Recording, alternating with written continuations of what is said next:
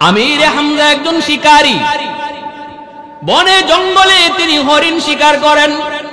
দক্ষ একজন শিকারী আমির হামজা, নবীজির চাচা। তখনও কালেমা পড়ে মুসলমান হন নাই। নবীজির বাল্য বন্ধু, যদিও নবীর আপন চাচা কিন্তু বাল্য বন্ধু। একসাথেই নবীর সাথে ঘুরছেন, একসাথে চলছেন, একসাথে কোথাও হাঁটা চলা করেছেন, গল্প করেছেন। কিন্তু আমার নবী যখন তিনি কালেমার দাওয়াত দিতে শুরু করলেন, আমির হামজার খবর নাই। ইনি আছেন এই শিকারীর তালে, গেছেন তিনি জঙ্গলে শিকার করার জন্য। অনেকগুলা তীর, সবগুলি তীর তিনি শেষ করে ফেললেন, কোনো শিকার পেলেন না। একটা তীর মাত্র বাকি রইছে, একটা তীর মাত্র বাকি আছে। নজরে পড়েছে একটা হরিণ। শেষমেশ তিনি এই তীরটা মারবেন হরিণের দিকে, এটাই তার শেষ সম্বল। এই দিকে আমার নবী, রহমতের নবীর মাথায় আঘাত করেছে আবু জাহেল। নবীজির মাথা থেকে রক্ত ঝরে। এই খবর তো আমির হামজার নাই। ইনি তো আছেন জঙ্গলে হরিণকে শিকার করবেন। যেই মাত্র তাক করেছেন হরিণকে শিকার করবেন, আর বলতেছেন এটাই শেষ তীর, এটাই আমার শেষ শিকার। এই মনে কইরা মাত্র তীরটা মারবেন, এমনি আল্লাহ পাক হরিণের জবান আল্লাহ খুলে দিছে। হরিণে ডাক দিয়া কয়, রে হামজা, একটা মাত্র তীর রইছে, এই তীরটা আমার লাগি না, এই তীরটা তুই আবু জাহেলের জন্য রাখ। আল্লাহু আকবার, জোরে কও না, আরো জোরে কও না, আল্লাহু আকবার। এ হামজা, একটা মাত্র তীর, সবগুলা তীর তুমি শেষ করেছো, শিকার তুমি পাও নাই। একটা তীর রয়েছে, এটা আমার লাগি না, আবু জাহেলের জন্য রাখ। কারণ তোর কলিজার টুকরা বাতিদা মুহাম্মদ, আমার রহমতের নবী, আমার রহমতের নবী, আমার আল্লাহর দোস্ত, তার মাথায় আঘাত করে আবু জাহেল রক্ত জড়ায় ফেলছে। নবী আমার এতিম, এতিম হওয়ার কারণে আবু জাহেল এত বড় সাহস করেছে। কিন্তু হামজারে, মুহাম্মদ না তোর আপন বাতিজা, মুহাম্মদ না তোর বাল্যকালের বন্ধু। হরিণে কইতেছে, আল্লাহু আকবার, জোরে কও, মুহাম্মদ না তোর রক্তের, মুহাম্মদের রক্ত আর তোমার রক্ত তো এক। আজকে আবু জাহেল রক্ত ঝরাইলো, এটা কি তোমার রক্ত না? যেই মাত্র হরিণে এই কথা কইছে, সাথে সাথে তীর মারা বন্ধ। আমির হামজার সোজা বাড়ির দিকে রানা। নবীজির ঘরের কাছে আইসেই শুনতেছেন ঘরের ভিতর থেকে কান্নার আওয়াজ। ঘরের ভিতরে কে কান্না করে? আমার নবীর পরম করম স্ত্রী, কলিজার টুকরা বিবি আম্মা জান খাদিজাতুল কুবরা রাদিয়াল্লাহু তাআলা আনহা। নবীজি আম্মা জানের কুলে মাথা রেখে নবীজি শুয়ে পড়ছেন, রক্ত ঝরতেছে। আম্মা জান নবী রক্তটা মুছতেছেন আর কাঁদতেছেন, আর তিনি বলতেছেন, হায় আজকে আমার স্বামী এতিম হওয়ার কারণে আবু জাহেল এত বড় সাহস করলো। মক্কায় বুঝি আমার স্বামীর কেউ নাই? আল্লাহু আকবার, জোরে বল। এই মক্কায় বুঝি আমার স্বামীর কেউ নাই? তার পাশে দাঁড়াইবার মতো তার আপন বলতে কেউ বুঝি নাই। এই আওয়াজটা আমির হামজা শোনা মাত্রই চিৎকার দিয়া উঠলেন, না গো খাদিজা, মুহাম্মদ এতিম না, মুহাম্মদের চাচা হামজা এখনো মরে যায় নাই। ওয়াহদত কি হিফাজত নেহি বেকুওত বাজু, वहदत की हिफाजत नहीं बेकुवत बाजू, आते नहीं कुछ काम हाक़ल खुदा दाद, आती नहीं कुछ काम हाक़ल खुदा दाद। ऐ मर्द खुदा तुझको कुव्वत नहीं हासिल, जा बैठ किसी गार में अल्लाह का करी याद। ये सच है कि बातिल की तरफदार नहीं हम, गद्दार न समझो हमें गद्दार नहीं हम, गद्दार न समझो हमें गद्दार नहीं हम। फूलों की तरह नरम मिजाज अपना है नजर हम तेरी नहीं नेजा व तलवार नहीं हम तेरी नहीं नेजा व तलवार नहीं ए যুবক ভাই একটু আওয়াজ দিয়া বলো আল্লাহু আকবার যুবকদের আওয়াজ আরো জোরে হওয়া উচিত জোরে বলো আল্লাহু আকবার আমির হামজার মতো ঈমান আল্লাহ আমাদেরকে দান করো সবাই বলো আমিন আমির হামজা কয় না গো খাদিজা আর কান্না করো না ভাতিজা কি হয়েছে কই চাচা বড় আশা নিয়ে আমার চাচা আবু জাহেলকে কালেমার দাওয়াত দিয়েছিলাম আর কোন অপরাধ আমার নয় গো চাচা বিন্দু পরিমাণ বেয়াদবিও করি নাই মহব্বত নিয়ে কালেমার দাওয়াত দিয়েছিলাম বিনিময়ে সে আমার মাথায় আঘাত করেছে রক্ত ঝরেছে মাথা ফাটাইছে বন্ধু বান্ধব নিয়ে সে তামসা করে মজা করেছে এই কথাটা শোনা মাত্রই আমিরে হামজা আর দেরি করলেন না তলোয়ারটা লইয়া সোজা আবু জাহেলের বাড়িতে হাজির যা দেখতেছেন আবু জাহেল বন্ধু বান্ধব চেলা চামুন্ড লইয়া এক জায়গায় বৈশা মস্কারি করে কয় মুহাম্মদের মাথা ফাটাই আইছি জোরে কও না নাউজুবিল্লাহ মুহাম্মদের মাথা ফাটাই আইছি বন্ধু বান্ধব গুলি ওরা মজা করে ওই মজলিসে যাইয়ে আমির হামজা হাজির ডাক দিয়া কয় রে আবু জাহেল তুই বুঝি আমার ভাতিজার মাথায় আঘাত করেছ আবু জাহেল কয় হামজা একটু শান্ত হও নবীর চাচায় কয় কোন শান্ত হওয়া বুঝি না আগে বল কেন তুই মারলি কেন মারছো তোর ডাকাতি করছে বল তোর সাথে কোনো বেয়াদবি করছে কয় না কয় কি করেছে কয় বাপ দাদার ধর্ম সাইরা ইসলাম ধর্মের দাওয়াত দিয়েছে নবীর চাচা আমির হামজা কয় এটা কোনো অপরাধ হতে পারে না এই বইলাই আবু জাহেলের মাথায় তলোয়ারের বাট দিয়া আবু জাহেলের মাথায় গায়ে যদ্দুর শক্তি ছিল মাথায় বসায় দিয়েছেন সাথে সাথে আবু জাহেলের মাথা ফেটে গেল রক্ত ফিনকি দিয়ে বের হলো বদলা বদলা সাথে সাথে বদলা আবু জাহেলের চেলা চামুন্ডা গুলা সব দাঁড়ায় গেছে হামজাকে ধরে ফেলবি এমনি আবু জাহেল কয় সাবধান তোরা কেউ হামজারে টাচ করবি না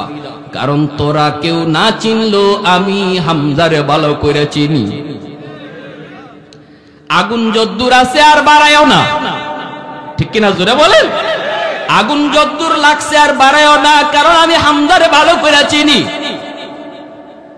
এইবার কয় হামজা একটু শান্ত হও বাপ দাদার ধর্ম হামজা কয় রাগ তোর বাপ দাদার ধর্ম আমার ভাতিজা ইসলাম ধর্মের দাওয়াত দেওয়ার অপরাধে যদি তুই আমার ভাতিজার গায়ে তুই হাত উঠায় দিলি একবারও তুই চিন্তা করলি না আমার ভাতিজা মুহাম্মদের রক্ত আমার রক্ত একবারও তুই ভয় পাইলি না যে রক্তটা তুই দেখছো আমার ভাতিজার মাথা দিয়া পড়তেছে রক্তটা আমার রক্ত তাহলে শুন আজকে ভরা মজলিসে আমি জানাই দিলাম আজ থেকে আমিও আমার ভাতিজার ধর্ম গ্রহণ করলাম আওয়াজ দিয়া বলেন সুবহানাল্লাহ কৌনাইনে মুখতারে খুদা তুমকো বানায়া कौनैन मुख्तार खुदा तुमको बनाया उम्मत का निगाहबान खुदा तुमको बनाया उम्मत का निगाहबान खुदा तुमको बनाया मौला मेरा आका मेरा रहमत की नबी है ताजदार मदीना है तुम्हारे अरबी है ताजदार मदीना है तुम्हारे अरबी है अशजार ने देते के नबूवत के शहादत तशकीक कमर में है तो अंगुल की इशारा तशकीक कमर में है तो अंगुल की इशारा एक आवाज दिया जिकिर करी ला इलाहा इल्लाल्लाह सबाई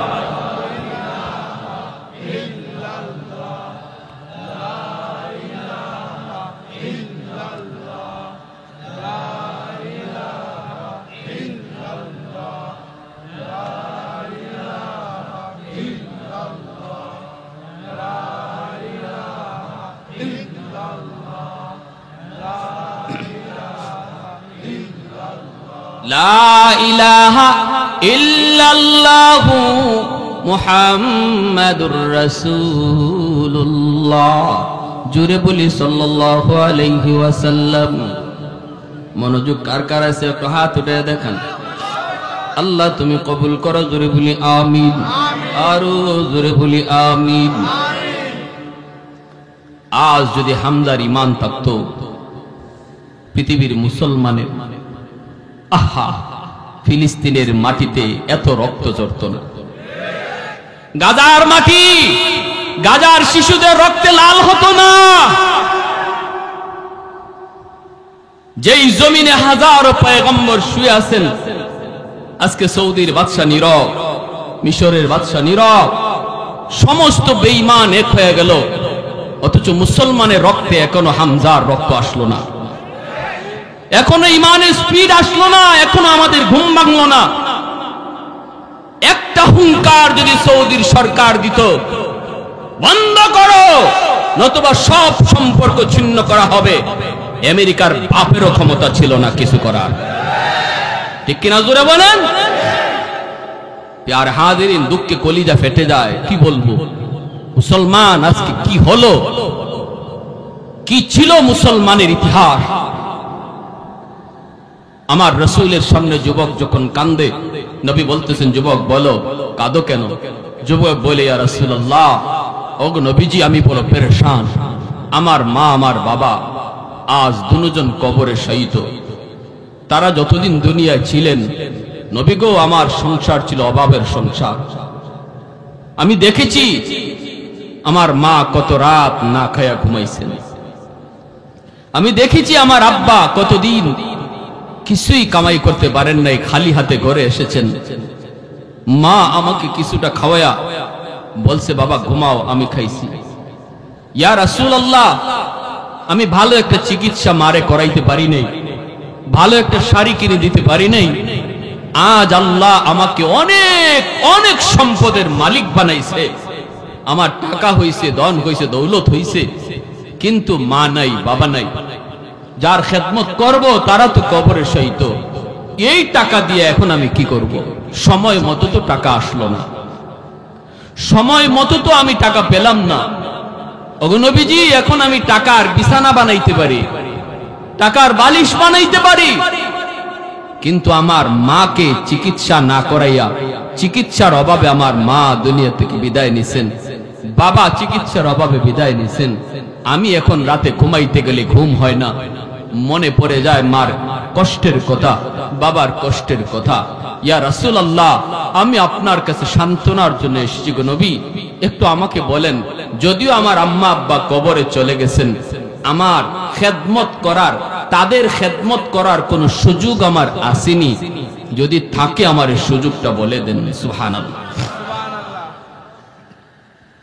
দ্বীনের নবী, মায়ার নবী, রহমতের নবীর চোখ দিয়েও পানি ঝরে, আল্লাহ নবীর চোখ দিয়েও পানি ঝরে। নবীজি তিনিও কান্দেন, কান্নার কারণ হলো আবার নবী তো জন্মের আগে তিনি বাবা হারাইছেন।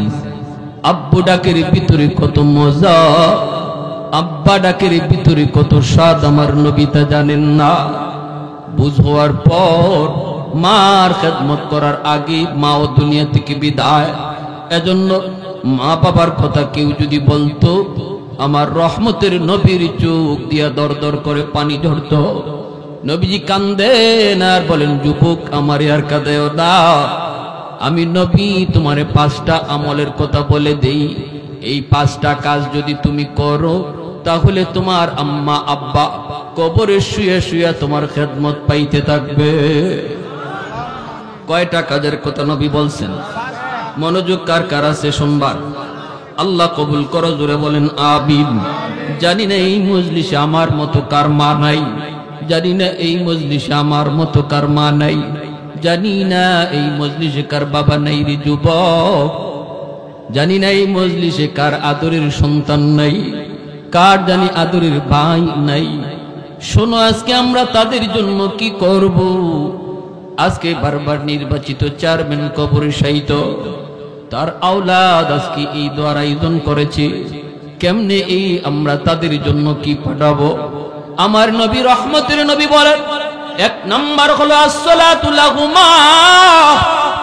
ওই যুবককে দাঁড় করায়া আমার নবী ওয়াজ শুরু করে দিলেন। শ্রোতা একজন আর নবী হলেন নিজে বক্তা।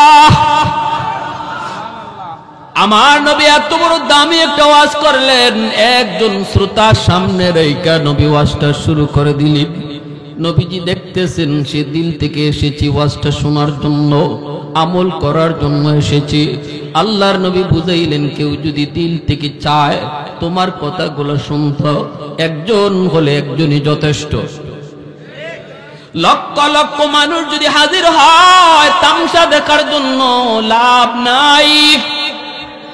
আল্লাহর রাসূল বলেন যুবক, এক নাম্বার হলো আসসালাতু লাহুমা। আমার আল্লাহ পাক কোরআনের ভিতরে যে দোয়াটা শিখাইছেন মা বাবার জন্য, রব্বির হামহুমা কামা রাব্বায়ানি সগীরা, এই দোয়াটা যখনই তুমি বাপ মার জন্য করবা সাথে সাথে আল্লাহ পাক তোমার খেদমত তাদের কবরে পৌঁছায় দিবে। আল্লাহ শিখাইছেন এই দোয়া। কে শিখাইছেন জোরে বলেন? কে শিখাইয়া দিছেন এই দোয়া? আল্লাহ বলতেছে বান্দা মা বাবার জন্য তোমরা দোয়া করবা। শুনো, নিজের ইচ্ছায় দোয়া কইরো না। কেমনে বাপ মার জন্য দোয়া করলে আমি আল্লাহ কবুল করব, দোয়া আমি শিখাই দিতেছি। আল্লাহ কয় আমার কাছে যখন মা বাবার জন্য তোমরা দোয়া করবা এইভাবে দোয়া করো, আল্লাহ আমার আম্মা আব্বারে তুমি এইভাবে আদর করো, মায়া করো, যেইভাবে বাপ মা আমাকে শিশুকালে মায়া করছেন, আদর করছেন। কত মা রাতের বেলা নিজে ঘুমায় নাই রে যুবক, মাথার পাশে দাঁড়ায় দাঁড়ায় মা রাত কাটায় দিছে। কত বাবা সন্তান অসুস্থ হলে পরে নিজে না ঘুমায়া সন্তানের পাশে বসে বসে সারা রাত কাটায় দিছে। অসুস্থ হয়েছে সন্তান, বাবা ডাক্তারের জন্য দৌড়াইছে। নিজের শরীরে রোগীর কোনো অভাব নাই, একবারও নিজে ডাক্তার দেখে এইবার কথা ভাবে না। কিন্তু সন্তান যদি অসুস্থ হয় বাবা পাগল হয়ে গেছে। আল্লাহ বলতেছে সন্তানের দল, শিশুকালে তোমাদের বাপ মা কেমন আদর আর কেমন মায়া করেছে, এই কথাগুলি যদি তোমার মনেও না থাকে আমি আল্লাহর মনে আছি। এজন্য যখনই দোয়া করবা এইভাবে আমার কাছে দোয়া কইরো। এক নম্বরে নবী বলতেছেন এই আমল করবা। দুই নম্বরে নবী বলেন ওয়াল ইস্তিগফারু লাহুমা, মা বাবার জন্য তুমি খরচ করবা। ওয়াজ মাহফিলের আয়োজন করো, খরচ হবে বাপ মার জন্য। আল্লাহ এই খেদমত বাপ মার কবরে পৌঁছায় দিবে। সুবহানাল্লাহ জোরে বল। হাদিস থেকে বলতেছি, হাদিসের আলোকে বলতেছি, বাপ মার জন্য তুমি একটা মাহফিলের আয়োজন করেছো, খরচ হয়েছে। জিকির করেন লা ইলাহা ইল্লাল্লাহ।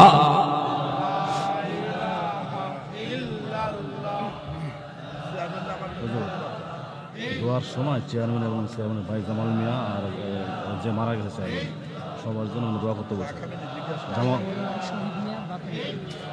ছেলেদের নাম জামাল এবং কামাল, জামাল মিয়া কামাল মিয়া। এরা আছে জীবিত? এই যে চেয়ারম্যান। ঠিক আছে, আচ্ছা ঠিক আছে, ঠিক আছে।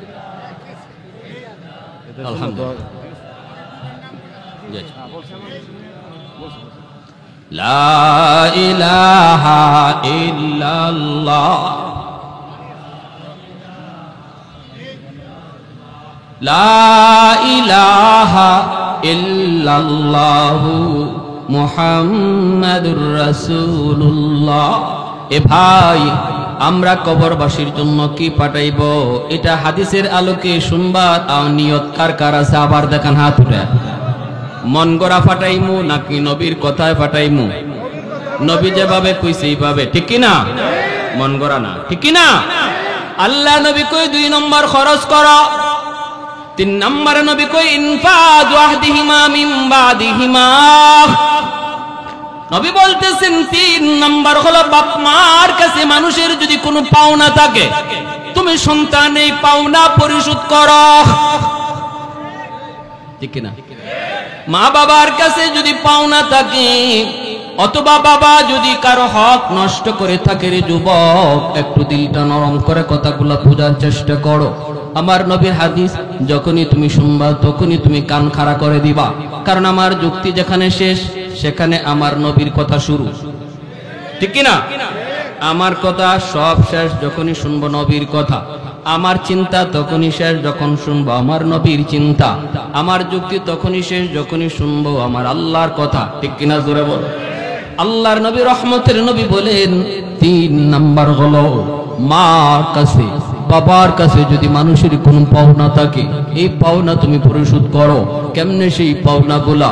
মনে করো বাবা কারো হক নষ্ট করেছে, কারো জমি দখল করেছে, কারো পাওনা টাকা বাবা না দিয়া মারা গেছে, মনে করো তোমার বাবা তোমার ফুফুদের হক দেয় নাই, আল্লাহ কর্তৃক যেই সম্পদ বন্টন করা হয়েছে এই সম্পদ তোমার ফুফুদেরকে তোমার বাবা দেয় নাই, অথবা তোমার বোনদেরকে তোমার বাবা দেয় নাই, হয়তোবা তোমার প্রতি মহব্বত করে সে এমনটা করেছে যার কারণে আজকে তার কবরে আগুন জ্বলছে। নবীজি বলেন যদি বাবার জন্য তুমি কিছু করতে চাও, কিছু পাঠাইতে চাও, সবার আগে এই পাওনাগুলা পরিশোধ করো। বোনদেরকে ডাইকে বোনের হক তুমি বুঝায় দাও, চাচাদেরকে ডাইকা চাচার হক তুমি বুঝায় দাও, ফুফুদেরকে ডাইকা ফুফুর হক বুঝায় দাও, বলে দাও আমার আব্বা ভুল করেছে আমি করব না। এই কথাগুলা বইলা তাদেরকে তাদের সম্পদগুলা তুমি বুঝায় দাও। নবী কয় যদি এমন না করো 10টা 20টা গরু জবাই কইরা মা বাবার নামে জিয়াফত করলেও কবরের আগুন নিভবে না। কষ্ট পাইতেছেন কি ভাই? কষ্ট পাইতেছেন? আজকে এটা রসুম। আরে এলাকার মানুষে খাওয়াই তুইব 10টা গরু জবাই করো, কইব নাইলে আরে বাবা এটা কেমন পোলা হইলো রে, বাপের নামে কিছু খাওয়াইলো না। কিছু মানুষও থাকে সমাজে এরকম খাওয়ানোর তালে, ঠিক না? কিছু মানুষও আছে এরকম খাওয়ানোর তালে। এজন্য আল্লাহ রসুল কয় 10টা না 100টা আত্মী জবাই কইরা যদি খাওয়াও, হাতি জবাই কইরাও যদি খাওয়াও লাভ হবে না। যদি মানুষের পাওনা বাবার কাছে যা ছিল এটা যদি তুমি পরিশোধ না করো কবরের আগুন নিভবে না। মানুষের কোন হক যদি নষ্ট করে থাকে তোমার বাবার তুমি জানো, তাহলে তাড়াতাড়ি এটা পরিশোধ করো। আগুন যদি নিভাইতে চাও, এরপরে আল্লাহ নবী কয় 4 নাম্বার, কত দামি ওয়াজ করেছেন আমার নবী। শ্রোতা কয়জন নবীর সামনে? জোরে কোন কয়জন? 4 নম্বরে নবী কয় সিলাতুর রাহমিল্লাতি লা তুসালু ইল্লা বিহিমা। বাবার জন্য মায়ের জন্য তুমি যদি কবরে কিছু পাঠাইতে চাও, 4 নম্বরে নবী বলতেছেন বাবার দুনিয়ায় নাই কিন্তু বাবার রক্তের মানুষ দুনিয়াতে আছে। বাবার রক্তের মানুষ হলো চাচা, বাবার রক্তের মানুষ হলো ফুফু, বাবার রক্তের মানুষ হলো দাদা, বাবার রক্তের মানুষ হলো ফুফাতো ভাই বোন, চাচাতো ভাই বোন। এদের খোঁজ খবর তুমি রাখো। যখনই তুমি চাচার একটা ফোন দিয়ে কইবা চাচা কেমন আছেন, আমার রহমতের নবী কয় যেন বাবার কবরে তুমি ফোন লাগাইছো, কারণ বাবার রক্তের মানুষের খবর নিতেছো। এই খবর আল্লাহ তোমার বাবার কবরে পৌঁছায় দিতেছে। সুবহানাল্লাহ ওয়া বিহামদিহি সুবহানাল্লাহিল আযীম। কি করি আমরা? আমরা চলতেছি কোন পথে আর আমার নবী কয় কোন পথে? আজকে আমি শিল্পপতি হইলে, কোটিপতি হইলে আপন চাচারে অথবা চাচাতো ভাই গরিব হলে তাদের পরিচয় দিতে চাই না, পরিচয় দিতে চাই না, নিজের লজ্জাবোধ মনে করি। অথচ লাখ লাখ টাকা বাবার নামে দান করতেছি, খবর নাই এখানে চাচারে 500 টাকা দিলে এই খবরটা আল্লাহ বাবার কবরে নগদ পৌঁছাই দিতে। বাবার রক্তের মানুষগুলার খবর নাও, বাবার কবরে আল্লাহ এই খবর পৌঁছায় দিবে। মা দুনিয়াতে নাই কিন্তু মার রক্তের মানুষ দুনিয়া আছে। খালা তুমি কেমন আছো? নবী কয় যেন মারি কবরে জিগাইতেছো আম্মা তুমি কবরে কেমন আছো, কারণ খালা হলো মার রক্তের মানুষ। খবর নাও, ঈদের সময় একটু সাহায্য করো, বিপদে তাদের পাশে যায় দাঁড়াও, মনে করবা যেন মার বিপদের পাশেই দাঁড়াইছো। আমার রাসূল মায়ার নবী রহমতের নবী কত সুন্দর ওয়াজটা নবী করতেছেন, ওই যুবককে নবী বুঝায় দিতেছেন। এরপরে আল্লাহর নবী কয় 5 নম্বর হলো ইকরামু সাদিকিহিমা মিন বাদিহিমা। মা বাবা দুনিয়াতে নাই, কিন্তু বাপ মার বন্ধু বান্ধব কারা আছে দুনিয়াতে তাদের খোঁজ খবর তুমি নাও। বাবা যাদের সাথে চলতো তাদের খবর তুমি নাও, খোঁজ খবর তুমি নাও। চাচা কতদিন হয়ে গেল আমাদের বাড়িতে আসেন না? আব্বা থাকতে আপনি কত আমাদের বাড়িতে আসছেন, আব্বার সাথে কত আপনাকে দেখেছি, আজ আব্বা না থাকায় আপনারও দেখি না। চাচা একটা চা খায় যান, চাচা একটা পান খায় যান, চাচা একটা লঙ্গি নেন। এই বইলে যদি বাবার বন্ধুরে তুমি সম্মান করো, ইজ্জত করো, নবী কয় যেন বাবার কবরে তুমি পোশাকটা পাঠায় দিছো। এজন্যই আমার নবী রহমতের নবী খানচা লইয়া বসছেন আম্মা জান আয়েশা সিদ্দিকা রাদিয়াল্লাহু তাআলা আনহা, নবীজির পরম করম প্রিয়তমা স্ত্রী আম্মা জান আয়েশা রাদিয়াল্লাহু তাআলা আনহা। খানচা ভরা রুটি, নবীজি বলতেছেন আয়েশা এই রুটিগুলি দেখে আমার চোখ দিয়ে দর দর করে পানি পড়ে, আমি কান্না থামাইতে পারি না গো। আম্মা জান বলতেছেন নবী গো কেন কাঁদেন? নবী বলতেছেন আয়েশা রে, আজকে আমার সামনে কতগুলা রুটি হাজির হয়ে গেল, আজ হলো আমি নবীর সুখের দিন, তোমরা হলে আমার সুখের দিনের স্ত্রী, কিন্তু আমার খাদিজা যখন ছিল তখন ছিল আমার দুঃখের দিন। খাদিজা ছিল আমার দুঃখের দিনের বিবি, কোনো একদিনও খাদিজাকে নিয়ে আমি এইভাবে রুটি খাইতে পারি নাই। মক্কার সবচেয়ে ধনী নারী ছিল আমার বিবি খাদিজা, সব সম্পদ আমার কথায় আল্লাহর রাস্তায় দান করে দিছে। সেই খাদিজাকে নিয়ে আমি নবী কোনদিন এইভাবে খানচা ভরে রুটি খাইতে পারি নাই। এজন্য আমার গলা দিয়ে এই রুটিগুলি যাবে না, আগে তুমি আমার খাদিজাকে একটা রুটি দিয়ে আসো। আম্মা জান আয়েশা বলতেছেন ইয়া রাসূলুল্লাহ, নবী গো খাদিজারে কেমনে দিব গো নবী, আপনার খাদিজা তো কবরে শহীদ। আম্মা জান খাদিজাতুল কুবরা রাদিয়াল্লাহু তাআলা আনহার কবর মক্কা শরীফ জান্নাতুল মুআল্লায়। মক্কা শরীফে যারা গেছেন হজ করতে, মক্কা শরীফের কবরস্থানে যারা গেছেন, এখানেই আম্মা জান খাদিজাতুল কুবরা শহীদ। ইসলাম এতটা প্রচার আর প্রসারের পিছনে যেই মহিলার সবচেয়ে বড় অবদান, যিনি সর্বপ্রথম ইসলাম গ্রহণ করেছেন, তিনি হলেন উম্মতের জননী আম্মা জান খাদিজাতুল কুবরা রাদিয়াল্লাহু তাআলা আনহা। আমি ওই জায়গায় যে আমার সাথীদেরকে বলছিলাম এই যে আম্মা জান খাদিজার কবর, এই কথাটা বলতে একজন সৌদি মতুক আমাকে ডাক দিয়া কয় হযরত ভুল করেছেন। আমি তো অবাক, ভুল করেছি, বুঝি নাই। কয় তুই সেই জননী, যেই জননীর অবদানের কারণে আমি আপনি ইসলাম পাইছি, অতএব তার নামটা শুধু আম্মা জান খাদিজা বললে হয় না, বলেন আম্মা জান খাদিজাতুল কুবরা। আল্লাহু আকবার, বলেন আম্মা জান খাদিজাতুল কুবরা। বড় মহান, কুবরা বলতে মহান। মক্কার এমন কোন মানুষ নাই যেই মানুষ আম্মা জানের সাহায্য পায় নাই। সেই নারী আমার নবীর কাছে আইসা সব সম্পদ ইসলামের জন্য দান করে দিছে। নবী বলতেছে আয়েশা এই রুটি আমি খাইতে পারবো না, আমার খাদিজারে একটা রুটি দিয়ে আসো। আম্মা জান আয়েশা কয় নবী গো খাইতেন না গো নবী, কেমনে দিব আপনার খাদিজারে, তিনি তো কবরে শহীদ। নবী বলতেছে আয়েশা আমার খাদিজা যদিও কবরে শুয়ে আছে গো, তবু আমার খাদিজার একজন বান্ধবী দুনিয়াতে এখনো বেঁচে আছে, নাম হলো নাফিসা। নাফিসারে যে একটা রুটি দাও, আমার খাদিজার এই রুটি দেওয়া হলো। আওয়াজ দিয়া কোন না সুবহানাল্লাহ। আল্লাহ নবী বুঝাইলেন মা বাবা দুনিয়াতে নাই, দেখো মা যাদের সাথে চলতো ওই মহিলাদেরকে পাইলে মার মতো শ্রদ্ধা কইরো, বাবা যাদের সাথে চলতো বাবার বয়সের মানুষগুলারে পাইলে বাবার মতো শ্রদ্ধা কইরো, তাহলে আল্লাহ পাক মা বাবার কবরে তোমার খেদমত পাঠায়া দিবে। ভাইরা আমার জন্য বলছিলাম কয়টা আমল, জোরে বলেন কয়টা আমল। এক নাম্বার হলো তাদের জন্য দোয়া করবো তো ইনশাল্লাহ। কি দোয়া? বলেন রব্বির হামহুমা কামা রব্বায়ানি সগীরা।